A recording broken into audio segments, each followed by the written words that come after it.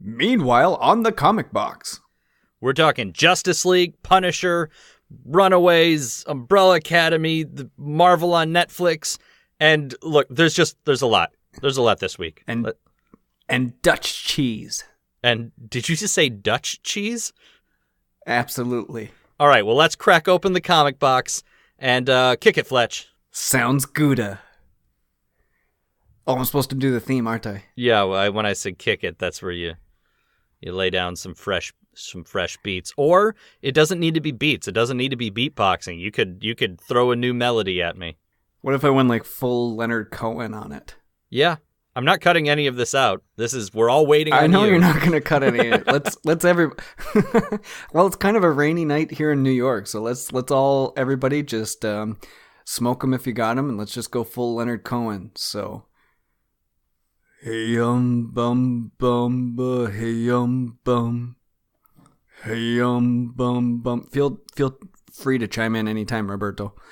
Hey bum bum hey bum. Comics. No time. I'm just gonna say comics. No, because here's the thing. It never syncs up right, and I don't feel like putting in all the effort to make that happen. Everybody, hello, welcome. Apologies for the long intro. This is issue 73 of the Comic Box, part of the Geek to Geek podcast network. I am Rob, your friendly neighborhood comic geek, and I am joined once again by Fletch. Hiya, Fletch. Hiya, Rob. Happy to be here. How's it going? You know what? It's going pretty gravy. Good deal. So, like I said, like 15 minutes ago, this week we are going to be getting you ready for Justice League. This is your prep episode for Justice League and The Punisher on Netflix, but there's a lot of other stuff that we got to get into and talk about because there's all sorts of things. So, hopefully we'll try and keep this as short as possible because I'm a lazy editor and I don't like cutting out large swaths of a show. That feels like a waste to me. So first, let's just dive straight into the weekly geekery. Fletch, how have you been keeping it geek this week? Well, I'll tell you what. First of all, it probably is going to be a long one, so you better tell your listeners to unbutton their pants by now. Get comfy in that chair. Grab some snacks.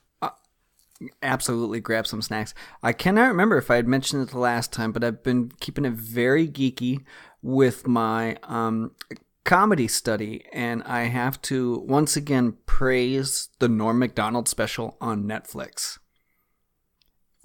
It's just absolutely bonkers, insane, and I love it to death. It's a Norm Macdonald special. Is it just a stand-up special? It's just his stand-up special, and it is lovingly titled Hitler's Dog, Trickery and Gossip. He likes those Hitler jokes. He loves them. And the payoff for this is absolutely worth it. You get every cent's worth. He's really made himself sort of this reputation as the anti-comic. So there's the famous time where he was on the celebrity roast of, and he only did it once. Was it Bob Saget? It's either Saget or Stamos. I feel like you're right, though. Was the celebrity roast that he did. And I guess the producers or somebody told him he had to try and keep from going too crazy, which is so weird because those Comedy Central roasts are ridiculous and not, I think they lose quality because they go so far out there. So what he did is he grabbed a bunch of jokes that were like an old book from the 60s about retirement jokes, like jokes for a roast for somebody retiring from a company. They're like notes that your high school librarian wrote. Yeah, but smoke break. But that's like all of his terrible, terrible jokes. And the people who got it were rolling because he was doing this anti-comedy of bad jokes the whole time. But apparently he found a joke book from like the 50s and just was reading jokes from that book when everyone was expecting him to be horribly, filthy. And then, of course, he was famous for going on, like, The View or something, and he would say things just to rattle their cages, especially Barbara Walters. Always gave Barbara Walters crap, because they were talking about... Who wouldn't want to rattle Barbara's cage? Right, but they were talking about Clinton or whatever. When Bill Clinton was running for president, he's like, oh, yeah, did you hear he killed a guy? And they were doing everything they could just to try and keep the show, like, light and fluffy. And he's like, no, I heard he killed a guy. Like, didn't they prove that? Wasn't there evidence? Just trying to And apparently, he talked about it later on, and he still gets called out on it every once in a while. And he's like, no, it wasn't I wasn't actually being political. Like, I wanted to see what they would do. To go on national television and claim that a guy running for president murdered somebody. So yeah, I hope he comes back to the roast. I think he's holding out for the Olsen twins. There's only one Olsen twin. Don't you watch John Oliver? Oh, well played. Well put. There's only one is a conspiracy. What else you been up to? Have you seen anything, read anything? I have hopped on the party train and saw Thor. What'd you think? I thought it was the funniest video game I've seen. I agree. That's very accurate. And so I loved the colors and everything, but I thought it was an interesting take. I'm glad that they gave the director the freedom to make his movie. Yes. But I do like to go back and question whether or not it is authentic to the character. Yeah, no. I mean, and we're going to talk about this when it comes to Justice League. They're going to do whatever they want to do at this point. They're which is good in my opinion, honestly. Mm-hmm. Is they're taking the character, but they're willing to do much looser adaptations. And we'll talk. I have examples actually this week about why that's good and why that's bad. Because Punisher, I don't like the direction they're going. I don't think. Whereas with Justice League, it's kind of like you're gonna have to the way they're setting it up. Yeah. Okay. Have you been reading any comics? Did you finish reading through all the things that I loaned you the last time you came to town? No, I'm not done with them yet. I did. Who was I talking to? I did recommend the Hawkeye one because I'm just in love with that. We talk about that every time I'm on here, and you knew it right away that I would enjoy it thoroughly, and I did. But I've been trying to get into Runaways, excuse me. Well, we will discuss that, actually. Okay. This week. Excited? Are your listeners excited? Don't stand too close. I had a cold and I don't want them to catch it. Do you got anything else for your weekly geekery? I'm feeling pretty good, feeling pretty groovy. Okay. Well, for mine then, I have been reading American Vampire, partially on your recommendation. You had said... No kidding. Yeah, you had said, I don't know if it was last time or the time before, how much you enjoyed it, and I was looking for a horror comic to read leading up to Halloween, and that Hoopla app has American Vampire on it, so I read like 6 or 7 volumes. Oh, you've even got me beat. I really dug in, yeah. And I liked it. I like how they have their own mythology and this idea of different types of vampires having different weaknesses. I like it when writers find a way to sort of incorporate everything that's out there and still make it make sense. I like that it's got that comic book containedness, you know what I mean? That the universe isn't that expanded. The storytelling is very simplified. Right. Yeah, and I like that it's very much split up into chapters. Like now we're going to read about the 20s, now we're going to read about the 30s, now we're going to read about the 40s. Yes, that was very clever. I like that too because it breaks it up so you feel like you have a start and stop point for each of these chapters, or acts, if you will, of the larger narrative, which means by the end of their story about the 60s, by the end of that volume, they're going to finish telling you a story. And that is huge for me because I'm just not that big into the long, drawn-out things anymore. Sure. Here's a crazy thing, because it's been a while since I've read this. Have you noticed a distinction between the artwork as you move from decade to decade? I don't know if that's a thing or not, but I was just... When you mentioned how they covered the different time periods, I was thinking that. I was wondering, I can't quite remember if the artwork changes or just the composition kind of plays into the time frame that they're working with. I'd be curious to see. If it did, I didn't notice. But I was going through them pretty quickly. But no, I would say not. I don't think so. Like there might have been some different artists in different sections of books. I know there was certainly a couple like side stories that had completely different artists and even writers, for like a one issue. There was a couple one and done stories in there. But in general, I don't think so. But again, I mostly focus on the story. The art is there and it's a big part of it, but I didn't notice anything that subtle. From what I remember too, it's kind of got like a Gibbons and Moore kind of look to it as well. It's panel. I don't feel like there's too much splashing of images in the story. I respond to that a little bit more. Okay. I feel like there's full page. There certainly are. Yeah, they have the full page, but yeah, there's not a lot of dual page splashes or anything like that. No spreads. Yeah. But I read that for this week. I did my homework. Our homework for this week, the poll list, was to read Justice League New 52 Volume 1, just because I figure that is the closest we're going to get to anything that resembles what this movie might be. And then and then I read, I think it was just the first issue, or maybe the first 2 issues.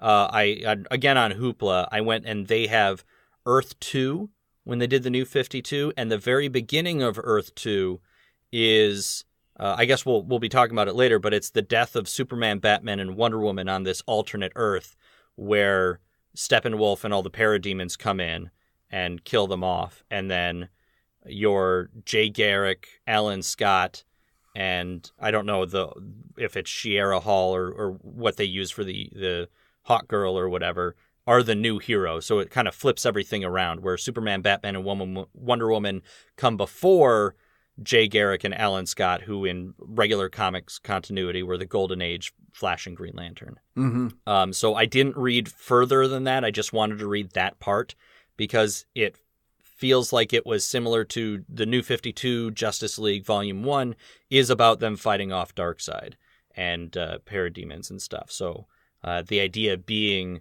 they are invading different Earths sort of thing, I think is kind of the larger narrative they were playing. So I read those. I actually, when you first called, I was still playing this. The wife and I have been playing Lego Jurassic World. We've had it forever, and we hated it when we first tried to play it because the multiplayer on it is awful. Because when they try and do a split screen, it tries to be dynamic, where like if we run past one another, the split screen will rotate instead of just being like top of the screen, bottom of the screen. It'll try and be dynamic where when you're close enough, you see each other on one screen. And then as you walk apart, then the cameras sort of follow you in those directions. But it was done very poorly in this game versus like Lego Pirates of the Caribbean, which we love and is still probably our favorite Lego game that we've played. So what we're doing now instead is just one of us will play and the other person will watch and try and keep an eye out for, hidden things in the corners or if you're looking for something. So yay for video gaming, because my laptop is still having problems, so I'm not playing any games on my laptop, no Overwatch or anything, and I guess they introduced a new character. This week in particular, I have been doing a ton of secondhand store shopping. I went to like 8 different thrift stores because I am putting together another Harry Potter themed costume. I'm going to a party this Saturday at the house of one of the people that is in the cosplay group that makes all the costumes. And apparently they've spent just a ton of money. They have one of those really big old turn-of-the-century houses in Hastings, Minnesota that they've been remodeling. And I guess they make the whole thing like a big Hogwarts, and it's really impressive. I'm going to try and take as many photos as I can just to throw them up for people to see. But I guess it's a great time, and they try and get everybody to come in costume. And I've decided, and you'll appreciate this, I'm going as Mundungus Fletcher. So I'm going as your cousin in the Harry Potter books, I guess. Darn right you are. So, but men do not wear vests anymore. And apparently the ones that have recently died don't either. Because all I was looking for was a decent vest that would match what I was looking for in all these secondhand stores. And for the life of me, I found one that fits me. I think the problem is also that I'm fat, because there were ones that I liked that didn't fit. They were too small. But yeah, I did that for like a couple days, just hours of driving around town. I just don't think you're looking in the right place. Have you stopped by a hipster coffee shop? Right? Or honestly, I know if I went up, and this is going to be Twin Cities speak, so I apologize for everybody, but if I just shot up like 55 into that neighborhood over by, what's the movie theater up there? It's the one where they used to do the 48-hour screenings. Do you know where I'm talking about? Oh, you're talking by the silos. Yes. They're like every other store there is a like vintage clothing shop. And I know if I went up there, I probably would have found what I was looking for. Because I'm obviously... Is it just vintage clothing, or do they have other kind of new age, old timey shops like, oh, we'll fix your canoe oars? No, it's not hipster. It's just old stuff. Oh. Yeah. Because again, I think if you go further into the cities, then I would be far more likely to find some of the things I'm looking for rather than being in the South Metro suburbs that have only been here for like the last 20 years. You know what's kind of sad right now, though? Yeah, what? I'm actually wearing I'm wearing a vest. I bet you are. I'm wearing a vest and a stocking cap with a wool tie. A wool tie? That's yeah, I think it's a wool knit tie. Isn't that right? Doesn't that seem like it would be right? That's advanced. Yeah. I guess I'm developing my own app. Yeah. All right, I got 2 more things for my weekly geekery, and we can move on. And I think you're going to enjoy this one. So the greatest shopping day of the year is the day after Halloween, because you go to the Halloween stores and everything's at least 50% off. And so I went and spent like $120 just in this, which is insane. I am super frugal. Like, I don't even like spending, $15, $20 on a new T-shirt, because I have T-shirts regardless of their condition. But I went into a Halloween store, I spent a bunch of money, and one of the things they were selling is they're like, hey, we're also selling the signs that we had around the store. And it was like, oh, okay. So one of them is like, it's a, cardboard cutout of a large headstone with a skeleton peeking out behind it. And they wanted just a couple bucks for it. And I was like, oh yeah, I can put that on stakes and stick that in the front yard and that'll look really good. And then I look over and I see this other one. And I'm like, how much for that? And the lady gives me a look like, why would you want this? And said, a buck? And she had a deal. And there's already a picture of this on Twitter. I went and bought a large cardboard cutout. It's like from the shoulders up of a man in a chicken costume wearing a blazer. And so if you go to my personal Twitter, you will see an image of it sitting on my desk. I have been moving it around the office where it's peeking out of random corners and things already. And I'm trying to have people on Twitter help me name it. One suggestion was just what I called him, which was Business Casual Chicken Man, or BCCM. And the other one that I thought was really good was Chicken Boo. If you remember Animaniacs. Yeah. Where Chicken Boo was the character who was a giant chicken who would go around trying to be a real person. Clearly a chicken, but like it would be a chicken wearing tights and is Boo Rishnikov, the dancer. Like, and then its hat falls off and they realize it's a giant chicken. So I do like Chicken Boo because it makes sense that it would be a chicken in a blazer. Right. Koji, Armando Chavez on Twitter suggested Spirit as well as Mutt, but I think I have to give it to Data Error, who didn't say Chicken Boo, just said relevant and sent a YouTube link to the intro to the Chicken Boo thing. So it might be Boo. It might be named Boo. It might be Chicken Boo. Yes. In this beautiful eloquy that you've done, I have looked this up as well and saw this picture. It is glorious. Yeah. I thought you would like that. I have my name options ready if you're at all interested. Yeah, shoot. We know this episode's going stupid long. I'm going to have to skip like 2 weeks of episodes just for this, but yes, go. Well, not many people know this, but my dad was actually the manager at a grocery store when I was growing up. And instead of daycare, they just decided to put me in the meat department. So here I am, 4 or 5 years old, at the bandsaw cutting apart chickens. And so when I see this picture, I'm reminded of the branding. So I think that your friend should be named Mr. Golden Plump. Mr. Golden Plump. Yes. I don't see the problem with that is I think that's too formal. I don't think he should be Mr. anything. He's clearly nobody's boss. I mean, look, he's business casual. He's wearing a blazer, but no tie.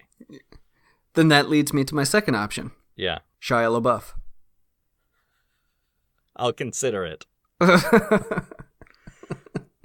All right, just to keep things moving, the last thing that I want to throw out for my weekly geekery is I had a conversation with Joe Hogan, host of Geektitude, and I have a wonderful announcement.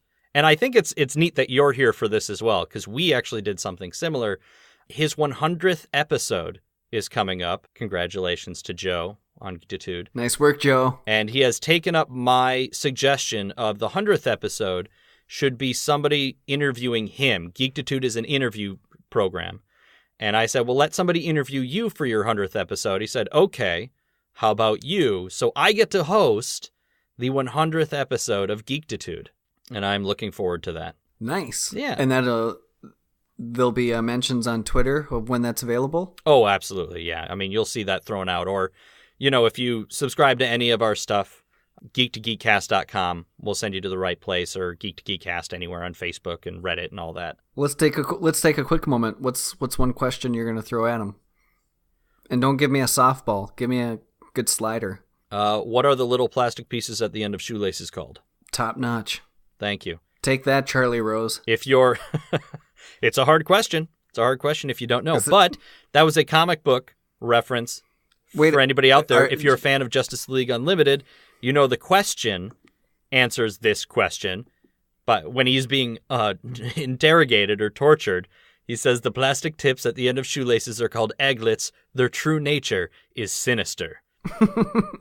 God, I love the question. So fantastic. But yeah, I know I'm really excited to do that. I'm going to have to go and listen very carefully to his episodes because I guess he's going to hear this now, so it's going to be spoiled. But the idea is I plan on doing as much on that show as Joe as I can. I'm going to do my best to do a Joe Hogan impersonation. I'm going to try and sound like him. I'm going to do the intro like him. It'll clearly not be him, but I'm going to see if I can sort of get his, his tone of voice down. His, what's the word that I'm looking for? Inception. Sure. Not at all, but yes. So that's it for our weekly geekery. That only took half of what a normal episode is, which is great because we don't have anything we need to cover this week. I want to take a quick jump into retractions, apologies, and corrections. This isn't any of those things, but it's something that I forgot to mention last week when we were doing our Ragnarok review. And it was just this thought I had of like, they say that Hela gets her powers from Asgard, right? And then Surtur... spoilers, everybody. If you haven't listened to our Ragnarok episode yet, and if you haven't seen Ragnarok, go ahead and just skip ahead. Hit that skip button a few times. And if you land in the middle of the commercials, then you know you're in the right place. So spoilers in 3, 2, 1. Hela says she gets her powers from Asgard, and then it's destroyed by Surtur, and we kind of assume that she's killed, but I hope not. But the theory being, she gets her powers from Asgard, Asgard gets destroyed, right? Okay. But then they say Thor is the same thing. He gets his powers from Asgard, not from the hammer. And, the magic was inside you all along, Harry. And then, they talk about Asgard being a people, not a place. So does that mean that the people of Asgard need to be alive for Thor to have power? And if so, does that mean Hela still has all of her power? So we get to see her in, Infinity War or something? Your thoughts? Or is... Inception. The theory... Thank you. The theory being, is Thor now, powerless? Obviously, I would assume not, because he can't sell toys if he can't shoot, colorful lightning out of him. But, if his power came from Asgard and Asgard isn't there anymore, does that mean that he is now both hammerless and powerless? That's a fascinating thing. How would that apply to Loki, too? No, because Loki has magic that he learned from his mom, but they don't claim that his abilities come from Asgard. But the problem is, they have this whole thing of Asgard is what powers you, and Asgard is a people, not a place. So it's kind of like, all right, so does that mean that if they don't have enough kids, and a couple of the old people pass away, he's a little less powerful? Is it a percentage thing? Does he need to have a population of X number of Asgardians? He needs to have 2/3 vote. Right? From the Asgardians to have any power. Because, if they get into... Because, a lot of Asgardians died when Hela showed up, right? She killed a lot of people. So does that mean he's down to, static electricity? He has to wear wool socks and be on carpet, but boy, can he shock you bad now? Yeah, I guess so. Right? All right. Okay, well, I said commercials to help people, so let's... What? No, before you go on, I need to comment. Ooh, gotta watch my levels here, people. The one comment you made that I love is that Asgard is its people. It's not a place, it's a people. I don't know why, but I just kept laughing at the line because I always was reminded of Wayne's World. When Garth would talk about Aurora, Illinois, it's not just a place, it's a state of mind, or something like that. Yeah, I just thought of that the whole time, and I said that would be a great Halloween costume if somebody went as Wayne and Garth, Thor, and Loki. Oh, that's phenomenal. Good poll. You like that one? I do like that one. You take it, kids. Yeah. Just cite your sources, and watch your levels. All right, we're going to go to some commercials then, and we will be right back. Commercial time. Hi, my name is Joe Hogan, and I'm a geek. And if you're currently listening to this, there's a good chance you're a geek too. So check out my podcast, Geektitude. Each week, I talk with somebody about their geek aptitude. Sometimes I talk to people in a geeky profession. Sometimes it's someone doing something really cool with their geekiness.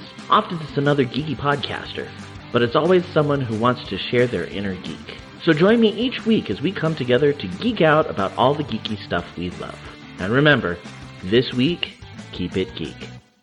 I'm Void. And I'm Beej. And together, we're the Geek to Geek podcast. Well, we make it. It is kind of us, but I guess it's separate. Every week, we pick a topic from geek or digital culture and chat about it for a while. And you're invited. We talk about books and movies, games, comics, the internet. Or really whatever we feel like. Yeah, that too. So look for the Geek to Geek podcast on iTunes. Or wherever your podcasts are sold. Or downloaded. Or whatever. Hey everyone, I'm Katie. And I'm Chelsea, and we're the hosts of the podcast Tea Time with Katie and Chelsea. We are two best friends who love pop culture. We try to have a female perspective on things, but we really just talk about anything we like. What are some recent topics we've done, Katie? Well, we've talked about girl power songs, Wonder Woman, Veronica Mars, young adult fiction novels, San Diego Comic-Con, and so much more. So grab your cup of tea or whatever your drink of choice is and download our podcast on iTunes or Stitcher and start listening today. And we're back. Those are all for other podcasts on the Geek to Geek Podcast Network. You can head to GeektoGeekCast.com, see if any of our shows... Those were nice. What? Those were nice. Weren't they? Those were nice commercials. They're good commercials. They're very nice. They're good. Yeah. We like them. GeektoGeekCast.com. See if any of them tickle your fancy. Don't forget to tell all of your friends, because none of us pay money to advertise. So you are the only way anybody learns. So rate, review, and subscribe. And tell people. All right. Let's get into some news. That was me. With some news.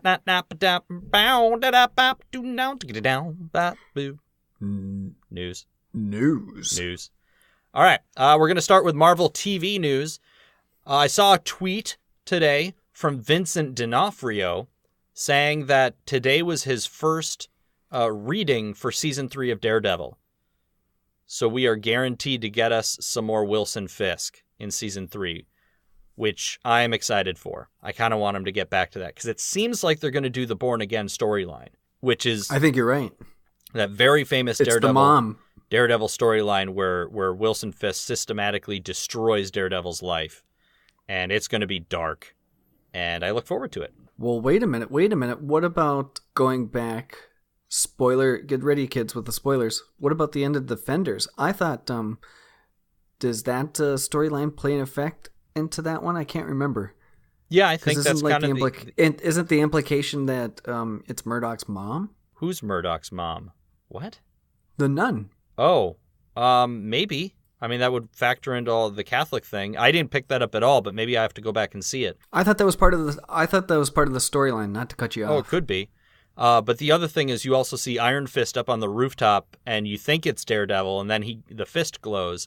There is a run of Daredevil in which Iron Fist fills in as Daredevil so that he can convince the world that he and Matt Murdock aren't the same person.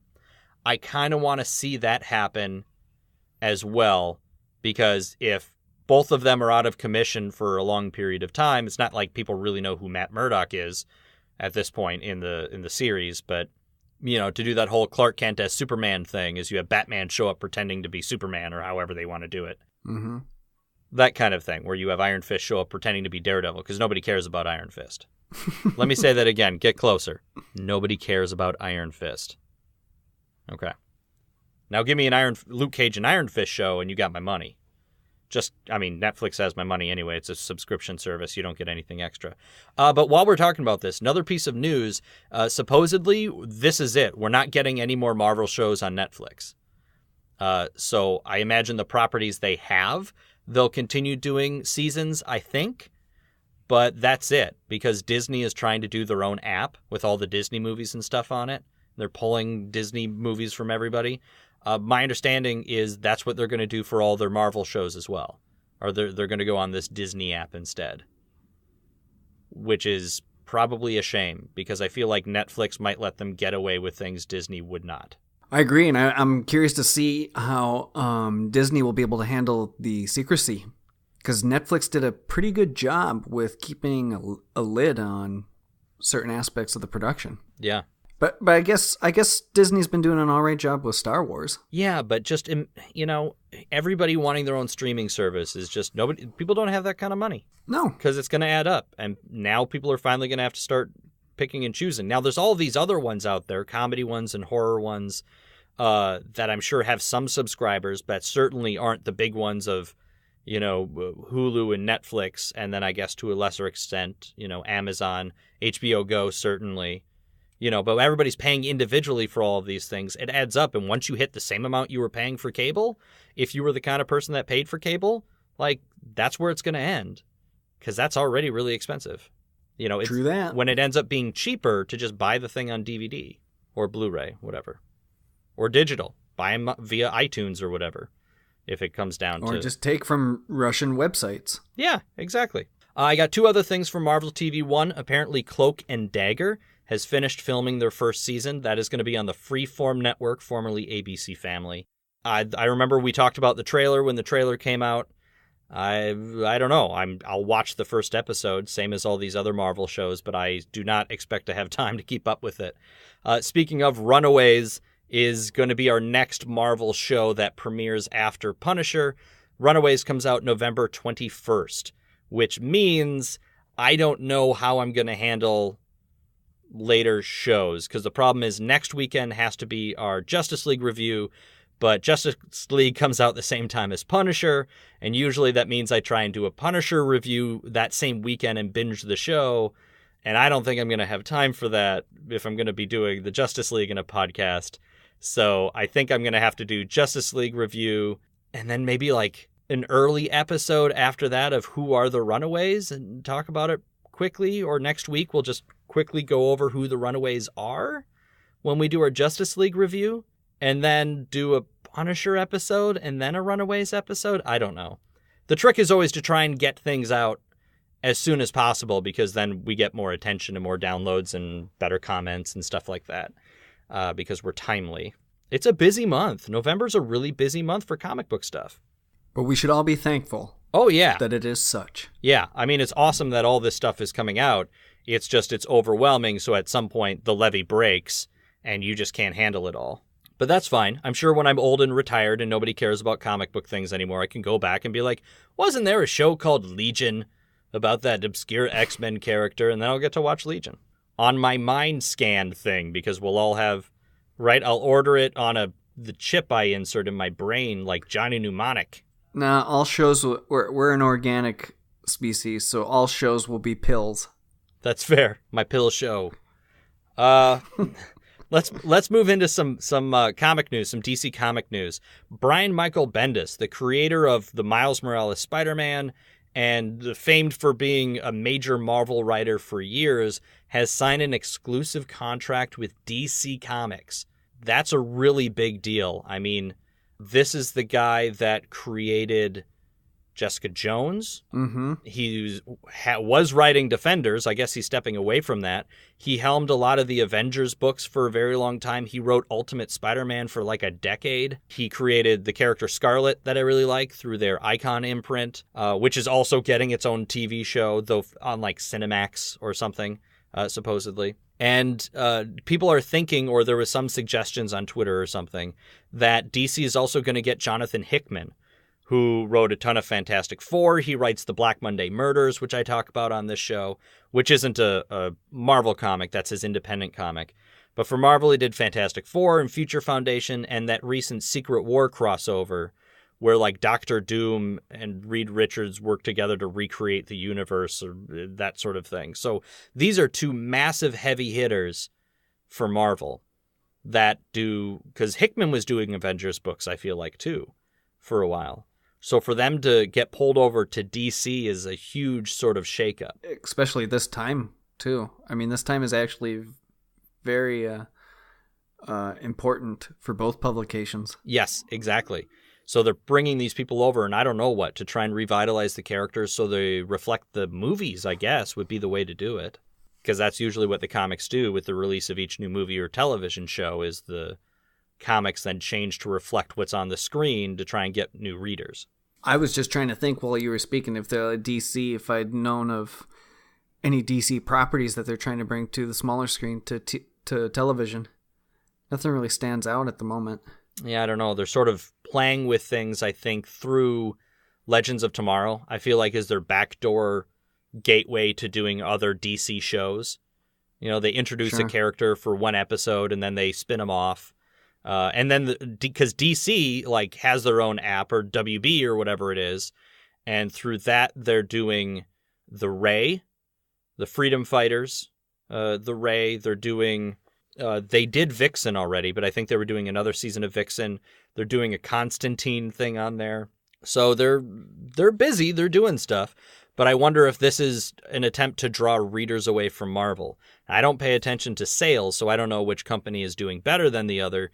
But I would think maybe Marvel. I'm honestly not sure. I know DC is doing their metal thing right now that I keep hearing good things about. I still haven't touched it yet. I'm probably going to wait until there's a collected edition or something at the end that I can get through Hoopla or whatever, because I'm always scared of those things, trying to deal with crossovers. But yeah, I think that's interesting. And then for independent comics, sorry, I brain farted for a second there. I wanted to mention while we were talking about the things that I had loaned you. I loaned you Volume 1 of Lazarus, written by Greg Rucka. Everybody drink. Did you get to that or not? No. Oh, I have okay. not. That is being developed. The most recent issue of Lazarus, it announces at the back that it is in development at Hulu. So that obviously means they're far away from a pilot being made, of any casting being done. It's not in production yet. It's just still in the early development stages. But I would be really interested to see how they turn that into a show, because I think you could do it quite well.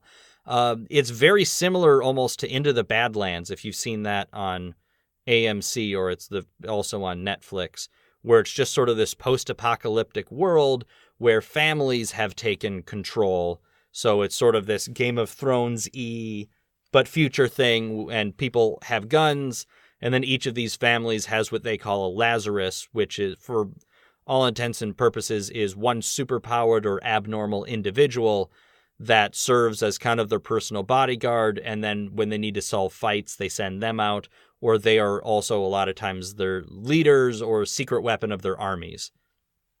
And each of them have different abilities. So it's... or have, are stronger fighters for certain reasons. But they generally use hand-to-hand, weapons. Melee weapons, that's where I was getting at. Swords and axes and that sort of thing. So that would be very interesting to see. I also, just before we started recording, was looking at my Google News feed, and I guess Umbrella Academy is coming to Netflix, the comic book by Gerard Way, and they cast... now I forgot because I didn't have it written down, but I was just looking at it. Let me see if I can pull it up here. Ellen Page is going to star in that. No kidding. Yeah. So I'm not sure what character that is. It's been a while since I did read Umbrella Academy on Hoopla. I read the first volume, and it's fine. I like the idea. I suppose she'll play is it the female character that does something through music or something like that? But think like Hellboy meets Goth X-Men, Fantastic Four kind of thing. Like they were raised as a family, these kids with powers, but the story actually picks up after they've all grown up and gone off and done their own things. So you don't really actually get the story of them as teenage superheroes. You get them as adults, and some of them are still doing it, and some of them are off doing other totally different things. And they come back together when their father, finger quotes, their father dies. Thoughts? I haven't put it in the queue. It's too much to catch up on. I think it's worth a read. I didn't fall all over it like some other people did, but I thought it was fine. No, it really hasn't come onto my radar yet. All right, well, I'm looking at how long we've been recording. We're almost the length of a regular episode, and we have not discussed our topic of the week yet. So let's get into that with a throw a Justice League theme at me. Justice League. Wonder Twins unite. All right, our topic of the week. So our topic of the week this week is twofold, so we're going to have to move a little faster than normal, obviously, because we're already way behind. But it is Justice League and the Netflix show The Punisher, both of which come out next weekend. So why don't you just say the date? That'll probably help your programming. November, what is it? November 17th? 17th. Yeah, okay. 2017. That's fine. So, I'm just going to throw this out there with the Justice League. Just looking at the trailers, I didn't watch any of the like extended behind the scenes things where they show you like a full clip because I didn't want that much spoiled for me. I have seen the trailers with, Aquabro, Broke Woman, whatever you want to call him. Basically, it looks like the movie is just an all-out war against Steppenwolf, and we'll get to him, and the Parademons, and we'll get to them. And I imagine Superman comes back at some point, and maybe we'll get a glimpse of Darkseid or the Green Lantern Corps, because the trailers really just show Batman and Wonder Woman getting the Flash and Aquaman, and then at some point Cyborg shows up, and I have to assume Superman comes back at some point. We've seen him in the trailer. In the bits from Batman versus Superman, there's the deleted scene where Lex Luthor is seen talking to Steppenwolf or being shown cubes, the mother boxes by Steppenwolf. And then there is the scene where Batman has a vision of the future where these parademon things are flying around and Superman is all angry and seems to be leading this army and says, that it was Batman's fault that Lois died. And then the Flash shows up and he's from the future and he's like, oh, I came back too early. Lois is the key. She's the key. You are right to fear him, whatever, and then disappears, and then Batman wakes up. So it's a sequence within a dream sequence that is a premonition. Batman has psychic visions now. I have no idea. Not bad. Yeah, but that's what we got. So the question being, with Justice League here, it looks like we're only seeing the big fight scene. So it's entirely possible. Like, there's going to be another, 3 hours of movie that we haven't seen. No, I thought there was a mandate. That said Justice League had to be under 2 hours. Is it? You could be totally right. That sounds familiar now, actually. That maybe it is shorter. But the idea being, which, even that, I'm sorry, should be a red flag right away. Yeah. But even so, we've really only seen the fight scenes. And then you think about it, how long is it going to take for him to recruit everybody? They either do it like in Suicide Squad, where it's a big montage to popular music that costs them millions of dollars to use in the movie, or... And the kid got to show, the intern got to show off his After Effects work. Yeah, exactly. Or, I don't know what, they spend the first hour of the movie just getting the team together, or the first hour and a half, and then they have a big fight scene and end it, which I'm not necessarily opposed to. But I think when you have to wait as long as we do in between these movies, that kind of hurts it, I think. If they're trying to build an expansive universe, then you need to have the time to push your plot forward for your entire universe. And I know this goes contrary to most of what I say about these movies, where I like succinct one-off stories. But if they're trying to do the universe thing, I feel like it's going to be tough to introduce us to the Flash and Aquaman, reintroduce us to, Superman, Batman, and Wonder Woman, introduce our villain, explain what their motivations are and how they differ from those of the main characters. If they're going to get into like the fourth world stuff, which I'll explain in a second here. But yeah, I don't know. The point I'm making is I hope that the trailers have only shown us the slightest glimpse because they're just showing us an action scene in all of them. It seems they just keep recutting the same action sequence. So we're not actually seeing a lot of Justice League, which I really like. You do. Would you rather see more of the movie in a trailer? No. I think I would much rather be teased by it. I think the very first teaser that they did was quite good. I was like, all right, this interests me. I want to see what's going on. But now as we get a little bit more panels to see here, I keep on thinking that Batman's going to drive into the rest of the Spartans while they're trying to keep away Perseus from 300. Xerxes, yeah. Yeah, Xerxes. There we go. We'll do that one. Perseus, that's his cousin that was born in February. A little Pisces joke for the Zodiac fans out there. Yeah, I don't know. I'm going with bottom barrel expectations. I'm not going in expecting a single thing from this movie. So I'm hoping because of that, I'll be impressed. And at the very least, see a fun popcorn flick. Because it does look like it's all muddy and murky and far too dark. And But I don't like any of that. I hate that. And if the product placement, let me tell you something. If they put one can of mug root beer on screen, I'm walking out. Well, yeah. And that's the other question is, it's a team movie, but it looks like it's mostly going to focus on... Wait a minute. Did you say a team or a teen? Team, T-E-A-M. Okay. A league. It's a league movie. It's an ensemble film. But it seems like it's mostly going to focus on Batman as he goes around doing things. I'm okay with Batman being desaturated a little, but not necessarily the full Justice League. But what about Batman being disinterested? How do you mean? Ben Affleck looks like he is glued onto the set. He'd rather be other places, but he is just legally obligated to stand there. Well, I'm not going to comment on that until I see the performance. Okay. And I don't think he can comment, because he can say whatever he wants and his brother can say whatever he wants. But if it comes back and everybody absolutely loves the movie and loves him as Batman and just wants nothing but more Ben Affleck as Batman, you're not going to say no. Not when the dump truck full of money is staring you in the face and you're doing a thing people actually enjoy. You know what I mean? Right. I don't know. I just hope we get another sad Ben Affleck montage again. Well, yes. Bottom line, kids, is just have your REM queued. So let's kick into the comic book origins of this a little bit. Like I mentioned, in the Earth 2 comic book, Steppenwolf shows up with a bunch of these parademons. Superman dies, Wonder Woman dies, Batman dies, but Batman, where the other two are killed, Batman sacrifices himself by uploading a virus to a command tower.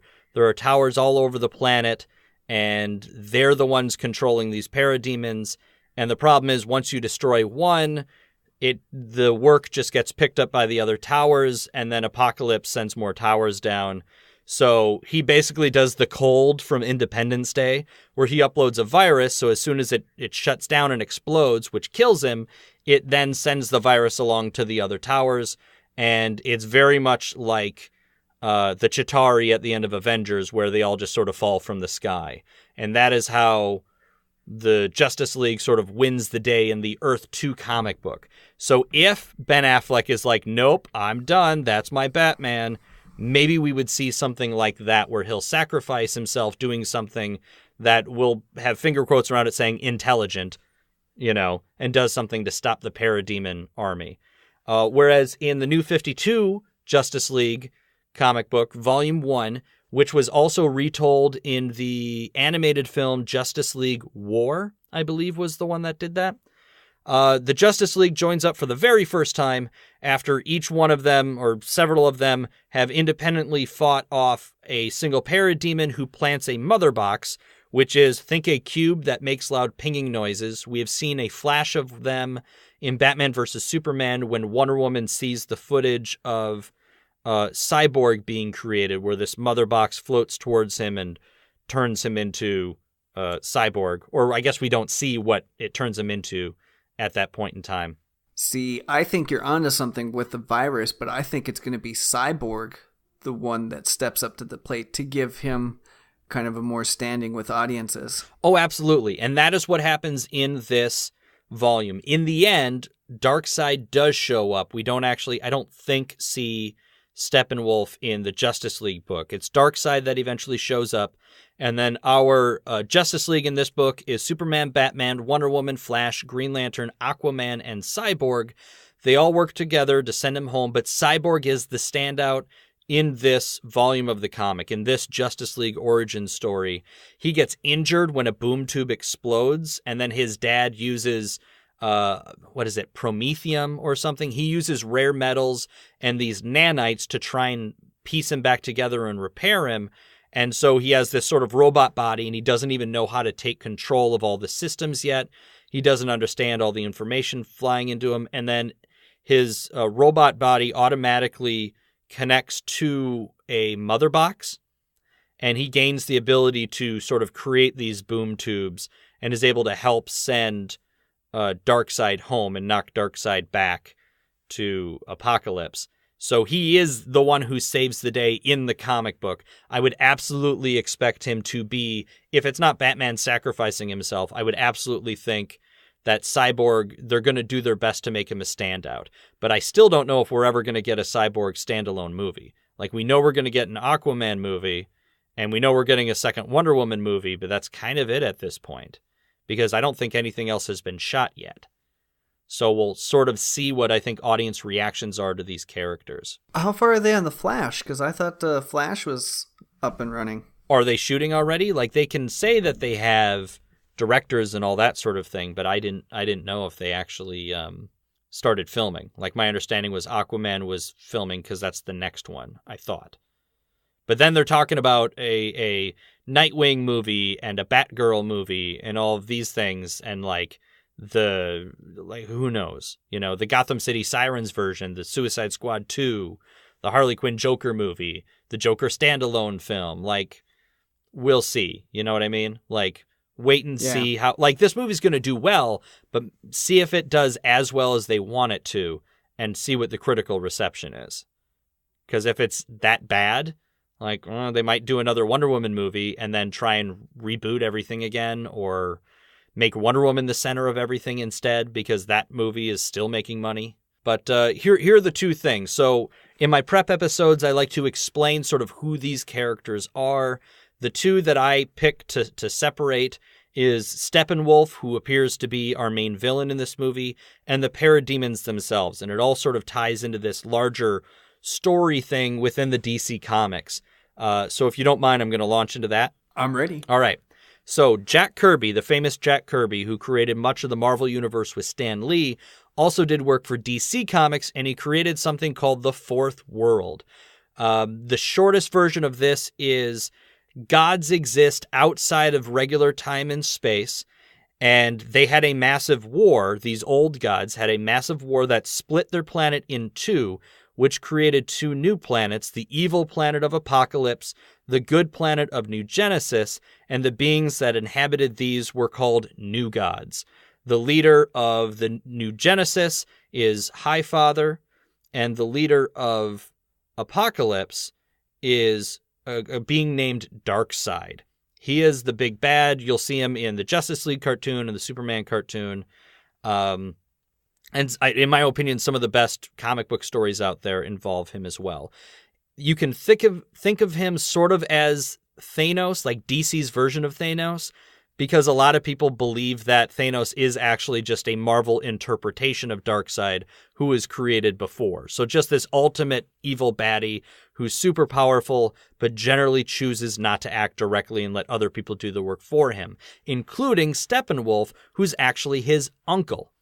And Steppenwolf's, if you go back and look at his original design, and he actually appeared pretty faithfully in the Superman cartoon, he's got this dumb little green hat, and that, he doesn't look really intimidating until he gets redesigned later on. Especially the design we're going to see is pretty much what he looks like in the New 52, where he's got the big horned helmet, and he has sort of a sword/axe thing that looks like it's partially made out of light.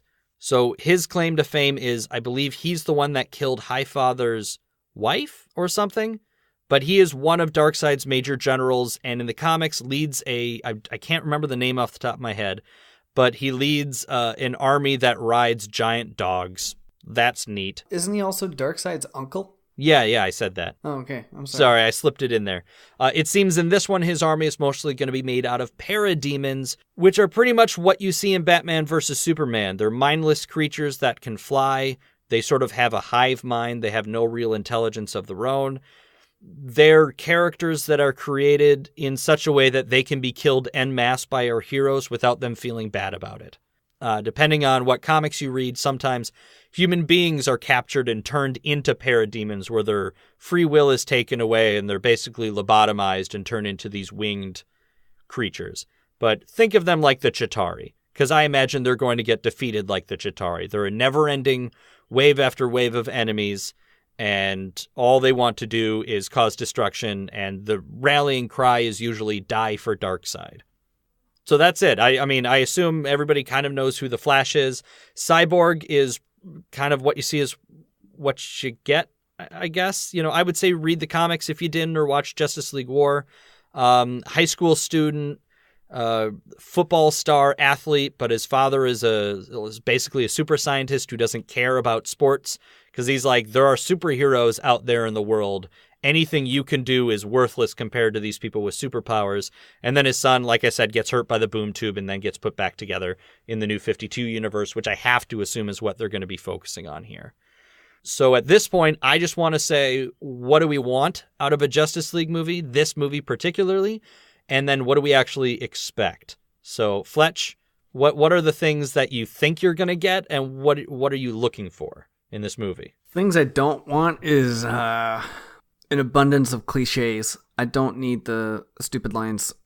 All I need is the one Aquaman line of "dressed like a bat." I dig it. That's charming. I like that. That works. But I do not need that to be the Aquaman persona the whole time. Looks like that's the case, though. Looks like he's ultra bro. I know. And I'm not thrilled about that at all. And what I really don't like from what I'm seeing is I feel like the direction is we're trying to make a popular movie rather than a good movie. But now if it's and this has just always been my opinion, with the Justice League, I feel like that's always kind of been the case. Now, I know people will jump at me and jump down my throats of like the Geffen Justice League, Justice League Europe, where you had like Guy Gardner and Blue Beetle and Booster Gold and that sort of thing when it was more of a comedy book. But I always feel like the whole point of Justice League is sort of let's grab all of the big guns and throw them together. And DC's always been more about bright colors and superheroes, which is why it's hilarious that that's what Marvel's doing, so DC had to go dark. But I think I think it's always meant to be the big, flashy, popular thing. That's interesting you say that, because from the Justice League stories that I've read, I would say the opposite. Okay. Well, again, I could very much be wrong, but maybe I'm just thinking of Grant Morrison's JLA run, where it was just the big seven. Okay, I got you now. I see where you're going with that one. Yeah, you can be right on that. But what I respond to most with Justice League is the mythic approach to it. And I just like to see how the team works together to solve the problem. Their problem-solving discussions are really fascinating because I think they do a great job at balancing the personalities of each character and showing how each one contributes. I'll give you that. I will give you that the Justice League should be considered more mythic versus the Avengers, which is more of this. They adjust depending on the threat at hand, and they're much more sort of, I guess, down to earth and human versus the Justice League, who is either in a satellite or on the moon for their base of operations. Right, they come down from the heavens. Yes, and that's the way Grant Morrison wrote them as well, and I think those stories are some of the best. Like, I guess I never read a bunch of really old Justice League stuff, but that JLA run was just pure magic. Mm-hmm. And I'm not really that big of a fan because I find it fascinating, that Batman's the one to kind of wrangle them all together, where it's like, I love Batman being the outsider, the reluctant one to join. Yeah, and I think that eventually happens in JLA, where he's like, I'm here, but I'm here in an advisory capacity. There's a storyline where he's like, I'm busy, I'm working on a case. They're like, oh, should we not bother you? He's like, no, I'll work on both. I'll tell you when I have something. I'll help solve the Justice League's problem while I solve Gotham's problems. I'll be punching Riddler in the face while figuring out a solution to your problem. These damn exploding umbrellas. Yeah, exactly. But, and the other thing I wanted to too is like, I really want to know how Lois Lane is going to factor into this. Because the whole thing is Lois Lane is the key. Lois Lane is the key, and it's like, don't make her like your Hawkeye. Don't make her your down-to-earth character who needs to tell everybody and make the speech, because I feel like that's what we're going to get. Yeah. And I don't think... But at the same time, Lois Lane is such a great character, and she's not been utilized. Yeah, I was going to say, not in this iteration, I don't think she is. And it's not so much the action hero, it's just like, no, she is quite the clever one. And it's interesting the game that she plays to survive in that, because she should be dead in 30 seconds in every story. I agree, especially this version of Lois Lane. Yeah, because she's, they're trying to play her off as the confident woman female reporter, but objectively you look at what she's doing and she's very stupid. She runs into things without thinking at all, and again, it's that idea of the reporter with gumption kind of thing, and it's like, I just, yeah. I don't know, not a big fan.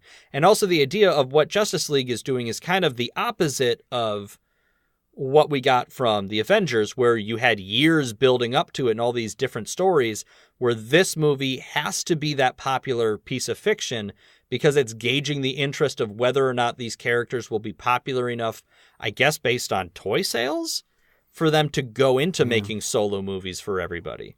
You're right about one thing too.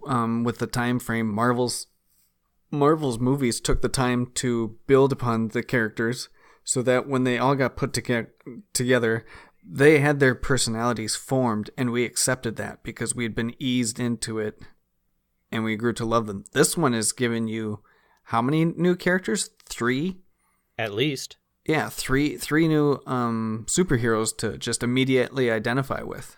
Yeah, I'm nervous about that. I don't like that at all. So let's go this route then to close out with as far as Justice League goes. What grade do you expect to give that movie? Like a letter grade? A letter grade? Yeah. I. Perfect. Is there anything else you want to say about Justice League before we move on to the Punisher? Yeah. How's Steppenwolf going to show up? Is it going to be a magic carpet ride, or is he just going to be born to be wild? I was waiting for that. Thank you. You know how long I was waiting for that? Thank you. I've been waiting over an hour for that. Do you think somebody's going to make that joke like the Flash? Yeah. Because I think this version of the Flash is sort of supposed to be the awkward teenager, supposed to be the relatable. Like, I wonder if they're playing this up like an episode of Recess, where every character is a stereotype, so everyone has someone they can relate to. Where the Flash is That's well put. Think about it. The Flash is the young, sort of awkward teenager kind of character who would rather sit. He talks, he's like, I don't get into fights. I don't do action. I just push people out of the way. I don't fight. He's the shy one who's very awkward. You have Aquabro, right, for all the bro dudes out there who just want to see a movie of a guy surfing a parademon through a building and going, yeah! You have Wonder Woman, who I guess is supposed to... My man! Exactly. The beer-drinking bro dude. You have Wonder Woman, who I guess, because, we're insensitive men, is supposed to represent all women?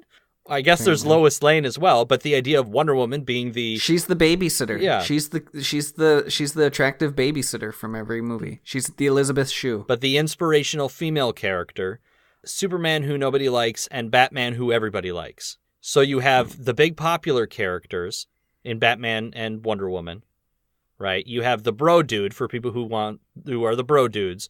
You have the awkward kid for the people who are the awkward kids. Like, they're giving you this spectrum of characters. So we'll see how it plays out, I guess. Yeah. But I don't know. It's tough because the Flash TV show already has all the awkward teenagers. So seeing a different version of the Flash anyway, I think is going to be not hard to reconcile. I think fans are smart enough, and kids even are smart enough to get it. But maybe I'm wrong. Maybe they'll be like, I don't understand why Barry looks so different now. Yeah. But I just find Miller's portrayal of the Flash interesting because I don't feel like he should be in a Justice League movie. I feel like he should be in Pitch Perfect.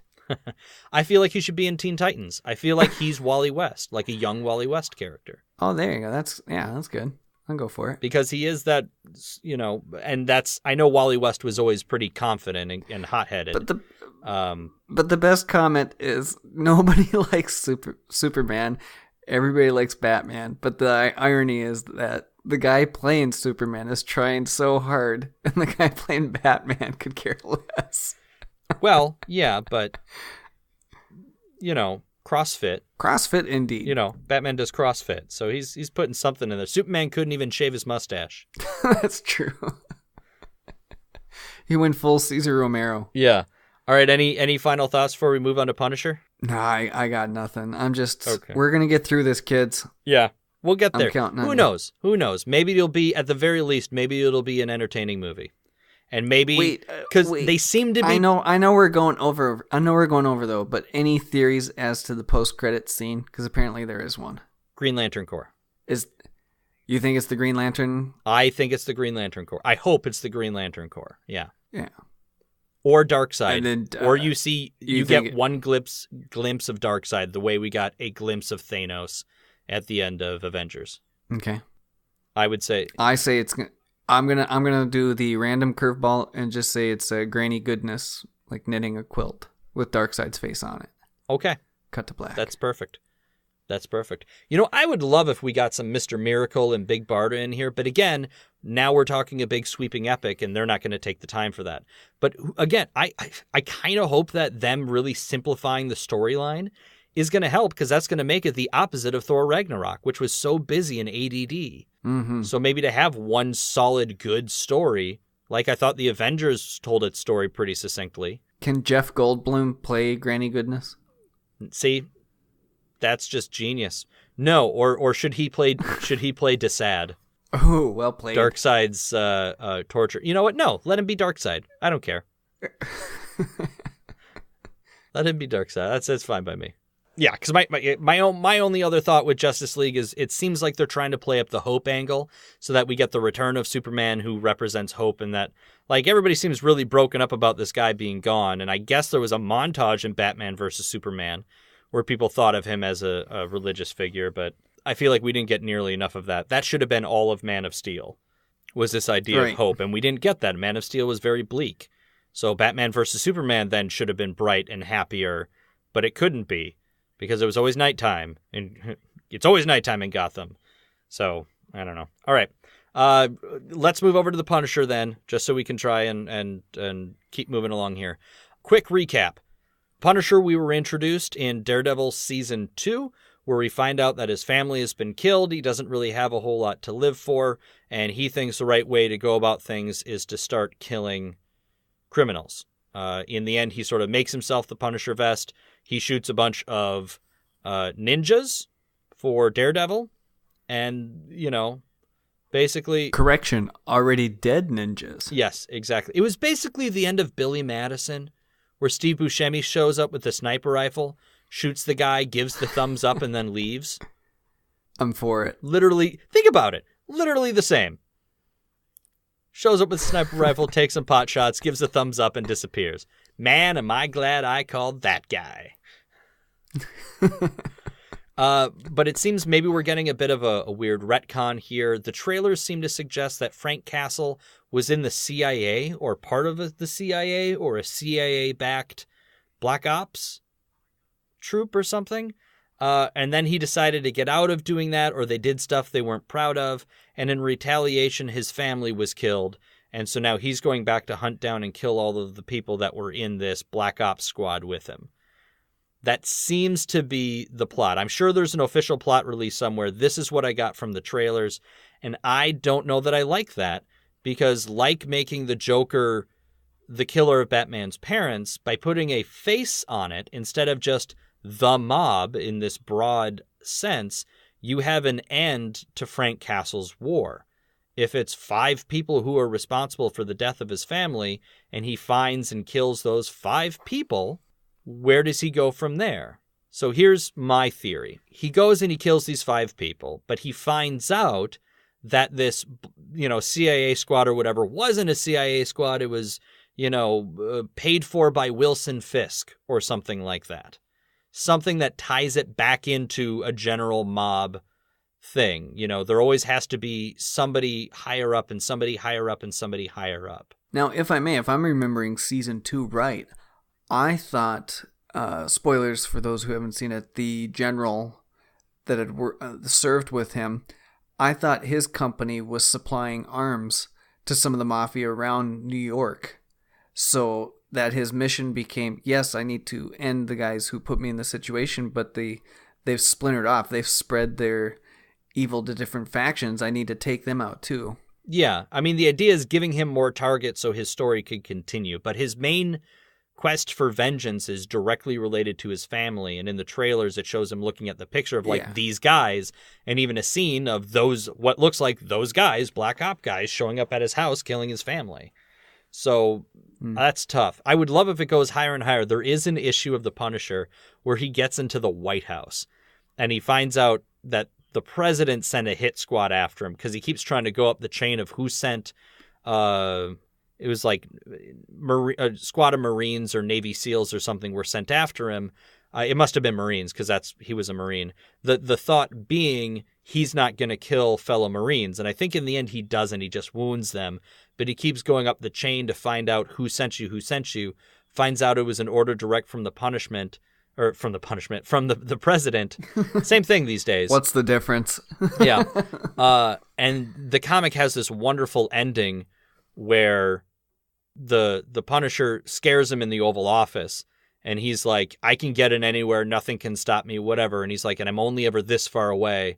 And then he throws him a bullet, and he says, I'm never more than 9 millimeters away from you. And then it ends with just like the president sobbing alone in the Oval Office. Which I'm sure is a daily thing.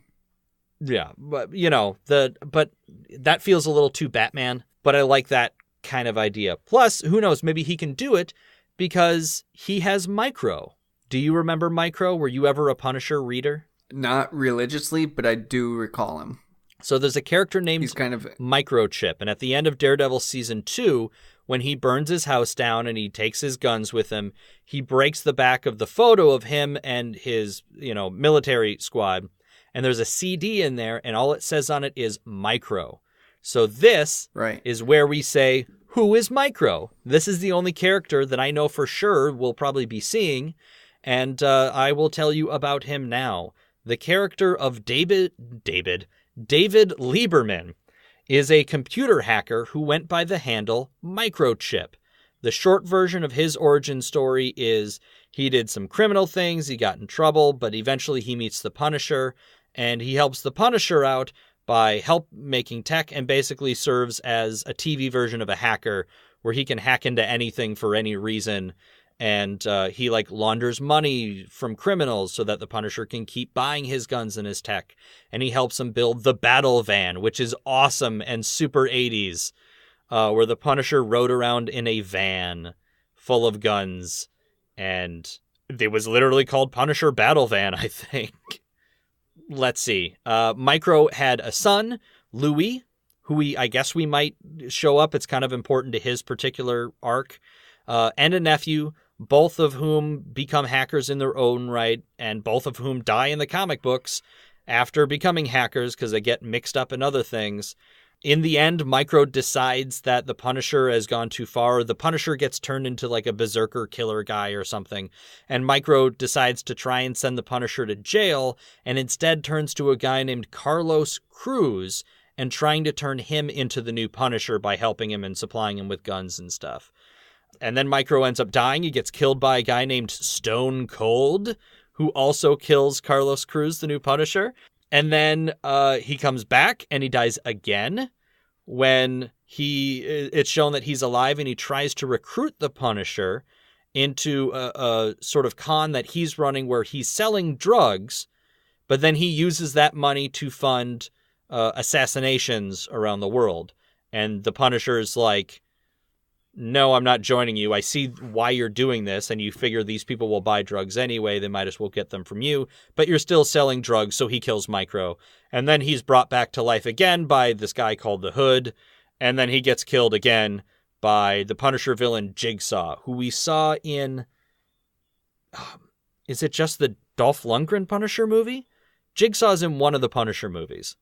It's a guy with a cut-up face, so they call him Jigsaw. I can't remember which one he's in. Maybe it's I think it's the Warzone. Warzone? Okay. Yeah.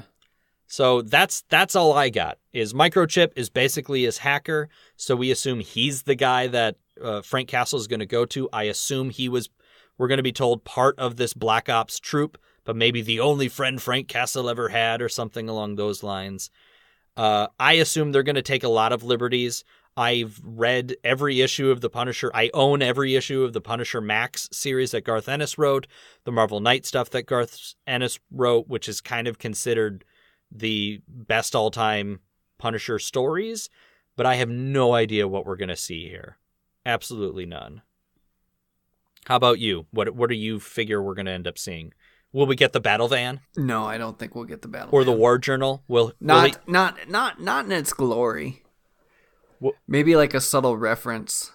Where like they show a van and he's like, I'm not taking that. Well, no, maybe it's going to be so much as like, oh, there's a van parked in some like junkyard or something like that. And then we get the Terrence Howard thing to where either Micro or Punisher just looks at the van and then looks forward and just says, next time. Yeah. Or how about the war journal? Will we get him sitting down and keeping a daily diary where he writes down the specs of every gun he uses and That might, yeah, I could see that one happening. keeps a war journal? A war Instagram. There it is. So what do you want to see out of a Punisher television show? I really enjoyed from the Daredevil one. I didn't know how he was going to make it through prison, how they were going to make it seem as ruthless and the carnage, and how the heck he was going to survive all that. And I think they pulled it off pretty masterfully. It happened, some of those little fight sequences and everything happened so fast that you couldn't really question some of the action. Yeah. And the plausibility of that. I want to see a couple of those sequences and see how clever they can be. Well, I believe I read that he is also getting his hallway fight scene, just like every other Marvel show. Oh, perfect. Well, there you go. So you get that, but what about like in terms of story? Like, do you just want 8 or 12 episodes of just straight carnage? I hope it's 8. I kind of hope they don't go overboard. I don't want, like with Luke Cage. Well, I think the Netflix usual is 10, right? No, I thought they did. Was it 10 or 12? I know Defenders was 8, but I thought. Well, I'm looking up right now. Punisher is 13. Oh, that's too bad. You know, there's going to just be a lull in the middle. There's going to be a couple episodes that are just not necessary. Punisher's going to go to Chicago, look for other Punishers that were created in the lab. Yeah, exactly. Well, how about this? How much do you want this to tie into the other Netflix shows? Do you want a bunch of clues as to where the Marvel Netflix universe is headed? Or are you looking for a standalone for this guy? I think a standalone for this one. I really want them to tell a solid mystery. I agree. I don't know that I need to see any other characters from Marvel's Netflix universe here. I've always liked the Punisher better when he stands alone. I think he works well with Daredevil in the Daredevil thing, but then I want him to be a supporting character for Daredevil. I don't want Daredevil to be a supporting character for Punisher, if that makes sense. Yeah, it does. And I think that brings up an interesting point, too, that what makes those two work so well is the difference of ideologies. Oh, God, yeah. So with that said, I want to see that dynamic with Jigsaw. So you want Jigsaw to be the villain? Yeah, why not? Okay. I've always been a fan of the Nucci crime family and that whole plot. Oh, yeah. Where he slowly ends up killing all of their people, and then he kills the Russian, and in the end, they all just give up because they don't know what to do. But that was also some of the sillier stuff. I don't know that we're going to get the silly kills that were in the early Marvel Knights run of the Punisher. I feel like it's going to be straight max violence. And I feel like that's kind of necessary to really drive home the point of this character, that there's, this righteous vengeance thing going on. But unlike Daredevil, who doesn't kill people, I want us to not... I don't want it to be like a Death Wish type of scenario, which, by the way, the fact that they're remaking is stupid as hell. Because we have the Punisher, kind of the same thing. I don't want to like the Punisher. You know what I mean? Like, I want him to be our main character, but I want them to make it very clear during the show that what he's doing either doesn't help or is self-destructive. I don't want him to be the hero that solves all the problems by shooting everybody. And I know that's kind of the point of the Punisher, but the other point of the Punisher is that his war doesn't end because the way he's trying to tackle it doesn't really work. But it causes more damage. I mean, like, he might get the result that he was aiming for, but the damage that's been done... Right, he kills bad guys. Clearly outweighs it. Yeah. Exactly. I'm curious to see what kind of internal conflict he goes through this and how that's conveyed. Because I'm sure Karen Page is going to play a factor with that. Right, it looks like she's going to be in this show as well. So I hope she works to balance it out, but I don't want him to decide to be a good guy and not kill people. Like, I want him to be in that position and not think about it and still kill the people. I want him to be true to his character, and in doing that, I want to not like him as much as, say, the other superheroes. I think that is what's going to separate him, where we're following and we're, all right, we're with you, you're taking out bad people, but especially in today's world, I don't think a hyper-violent anti-hero wiping people out should be super glorified. Like, I know he's going to be. I know there's going to be the glorification of violence and murder and stuff, because that's part of the Punisher's draw. But I know they were saying that they pulled a Punisher panel because of and it how terrible is it we have to even say it that way? one of the mass shootings that happened in the last month, but just that idea. Because of that, I think this is coming out at a very tough time for this type of entertainment. Or maybe it's the perfect time because it's the ultimate wish fulfillment, right? For people who are seeing these sorts of things happening in the news every day and wishing they could do something about it, that maybe this serves as some sort of wish fulfillment where you don't have to feel bad about seeing bad guys killed mercilessly without due process. I don't know. What do you think? No, I think you're spot on with that. I completely agree. And I'm curious to see how that plays out. I'm just curious to see how the whole production comes out, because Luke Cage really tried something. Is it received as well? Probably not. I mean, Daredevil and Jessica Jones, completely their own flavors, was great. Iron Fist, I don't think, tried anything. So Punisher's really going to be fascinating to see. I think just to see how they present it, and then to see how people interpret that. That's going to be fascinating. Yeah, because all we know right now is it's going to be violent, and he's going after the people that killed his family. Like, we don't really know what the overall tone is going to be outside of probably dark, but these are just assumptions that we make. It's very much the same as Justice League, I feel. Where Justice League, we've seen that action sequence, and that's about it. So we don't really know what we're in for either of these things. But I'll give you the one thing, though, is with Justice League, when we watch that, I feel like we've seen that action scene before. Okay. Well, I don't think you're going to be able to watch The Punisher and be like, I've never seen a guy shooting guns at other people shooting guns before. You know what I mean? Well, it depends upon if he uses his toes, I suppose. Yeah, sure. Spends hours setting up special explosives so he can drag John Travolta through a bunch of cars that explode into the shape of a skull that you can only see from above. A used car lot. Yeah. Yeah. That wasn't the greatest movie. I liked Thomas Jane as the Punisher, but the rest of it wasn't so hot. All right. Any last thoughts on Punisher before we wrap up? Please have some good music. We need a really good theme again. I'll give you that. Yeah. Okay. Good call. So let's move into the end of the show then with the bop bop bop bop bop bop bop doom dib dib bop bop bow. It's not very Punisher-y or Justice League-y, but